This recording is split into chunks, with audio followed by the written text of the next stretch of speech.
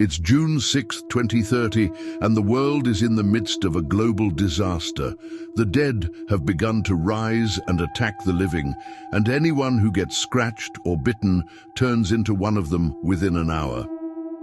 It all started 8 years earlier at my job at the Pyromancer Care Center Hospital. A patient was brought in, strapped to a gurney, and rushed to the back room for examination. He seemed to be suffering from an unknown illness that caused a sudden fever and death within a day. What we didn't account for was what happened after. As a young man, I was working as a greeter by the elevator with my colleagues, Sam, Lucy, and Dina, who worked reception. Our job was to make sure patients checked in for their appointments and were taken care of by the staff they came to see.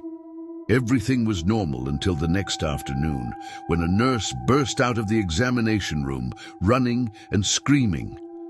Right behind her, the patient who was supposed to have died came chasing after her, his mouth smeared with blood. That's when we realized what really happens when someone dies from that virus. We all panicked and ran for the stairs. I managed to hit the alarm and catch up with Sam, Lucy, and Dina. Some people escaped outside, others locked themselves in rooms. Those who couldn't get out in time or who tried to take the elevator were killed or turned into one of them. We reached the sub-basement and barricaded ourselves in the security office.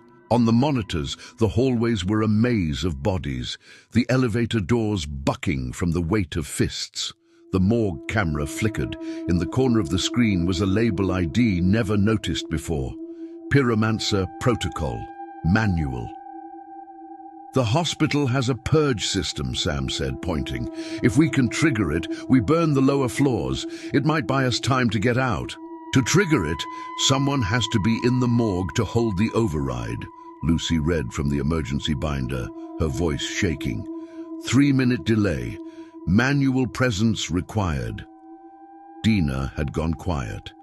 When I looked at her, she was clutching her forearm, sleeve damp and dark. "It barely broke the skin," she said, but wouldn't meet my eyes. We argued, all of us talking at once, plans, routes, prayers. The banging on the stairwell door made the decision for us. Dina stepped forward, calm suddenly, like she'd made peace with something we couldn't see. "I'll do it," she said. 3 minutes is all you need. Get to the loading bay, take the ambulance, drive east." "Dina, no," Lucy started, but Dina was already moving. She kissed Lucy's cheek, smacked Sam on the shoulder and put her forehead against mine. "If this works,